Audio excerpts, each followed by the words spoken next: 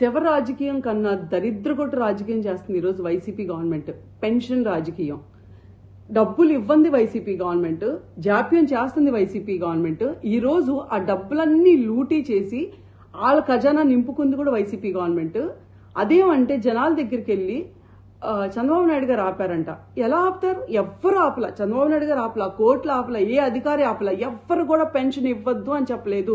Pension ఇవ్వండి, వాలంటీర్ని వాడమాకండి, వేరే government ఆఫీసులను వాడుకొని ఇవ్వండి అని చెప్పారు. గవర్నమెంట్ ఆఫీసులు ఎవరు లేరా వెళ్ళి డబ్బులు ఇవ్వడానికి? కావాలని అబద్ధం. ఇప్పుడు డబ్బులన్నీ ఖాళీ అయిపోయినాయి, మొత్తం నీ ఖజానా నింపేసుకున్నావు. రేపు పొద్దున ఎలక్షన్కి వెళ్ళాలంటే ఈ డబ్బులే వాడతావు, ప్రజల డబ్బులే వాడతావు. ఇదైనా ఫస్ట్ టైం జరుగుతుందా ఏంటి? ఎంప్లాయీస్ కి నెలల జీతం ఎవరు ఇవ్వద్దన్నారు? చంద్రబాబు నాయుడు ఇవ్వద్దన్నారా? ఎందుకు ఇవ్వలేకపోయావు? డ్వాక్రా మహిళలు చేసుకున్న సేవింగ్స్ డబ్బులు కొట్టేశావు. బ్యాంకులకు వెళ్తే వాళ్ళు మా దగ్గర డబ్బులు లేవని చెప్తున్నారు.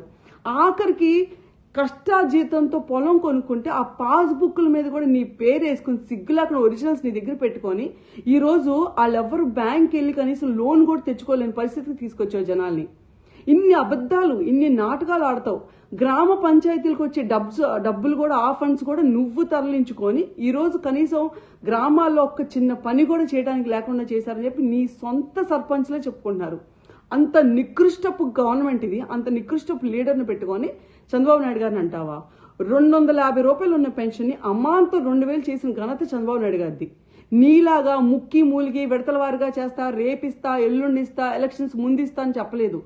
ఆయన ప్రమాణ స్వీకారం చేసిన మరుసటి నెల నుంచే 2000 రూపాయలు ప్రతి అవ్వకి ప్రతి తాతకి చేతిలోకి వచ్చింది. అదొక్కటే కాదు, పెన్షన్దారులు పెంచాం కూడా. ఇంకా ఉన్నదానికన్నా కూడా ఇంకా లక్షల కొద్ది పెన్షన్దారులు పెంచాం కూడా. అడిగిన ప్రతి ఒక్కరికి కార్డు ఇచ్చాం, పెన్షన్ ఇచ్చాం. నీలాగా ఇంట్లో కరెంటు 300 రూపాయలు కరెంటు బిల్లు వచ్చిందని కట్ చేయటం, ఇంటి ముందు కారు ఉందని కట్ చేయటం, ఇలాంటి దరిద్రగొట్ట పనులు ఎప్పుడు బాబు గారు చేయలేదు. మళ్ళీ చెప్తున్నాను, బాబు గారు ఈ రోజు నువ్వు ఇవ్వకపోయినా సరే మేము ఈ 2 నెలలు నాకు తెలిసి నువ్వు ఇబ్బంది పెడతావు పబ్లిక్ ని, ఇదంతా కూడా మా మీద నడతావు. అయినా సరే నువ్వు ఎవరి మీదకే నెట్టుకోగానే మేమైతే 100% వాళ్ళ చేతికి వాళ్ళ పెన్షన్ వచ్చే వరకు ఫైట్ చేస్తాం. ఈ 2 నెలలు ఆగితే ప్రతి పబ్లిక్ కి తెలుసు బాబు గారు వస్తుంది, స్వర్ణయుగం వచ్చింది, మళ్ళీ టీడీపీ వచ్చింది. ప్రతి ఒక్కరికి పూల్లో పెట్టి ప్రతి నెల 4000 రూపాయలు నీలాగా విడతల వారిగా కాదు, అమ్మాంతంగా ఇన్స్టెంట్ గా ఇస్తాం. రేపొద్దున ప్రమాణ స్వీకారం అయిన మరుసటి రోజు నుంచి ప్రతి ఒక్క వృద్ధుడికి గాని, అవ్వకు గాని, తాతకు గాని వాళ్ళ చేతికి 4000 రూపాయలు పెన్షన్ వచ్చింది. బీసీలు అయితే 50 ఏళ్ళ నుంచే పెన్షన్ వచ్చింది. గుర్తుంచుకోండి పబ్లిక్ కూడా.